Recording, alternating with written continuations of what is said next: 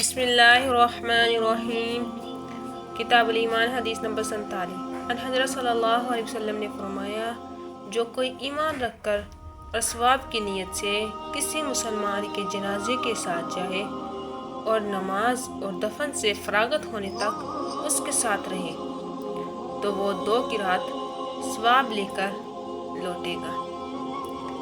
ہر قرات اتنا بڑا ہوگا جیسے احد کا پہاڑ، اور جو شخص جنازے پر نماز پڑھ کر دفن سے پہلے لوٹ جائے تو وہ 1 قرات ثواب لے کر لوٹے گا۔ روح کے ساتھ اس حدیث کو عثمان معزن نے بھی روایت کیا ہے۔ کہا، ہم سے عوف نے بیان کیا، انہوں نے محمد بن سیرین سے سنا، انہوں نے ابو ہریرہ رضی اللہ عنہ سے، انہوں نے ان حضرت صلی اللہ علیہ وسلم سے اگلی روایت کی طرح۔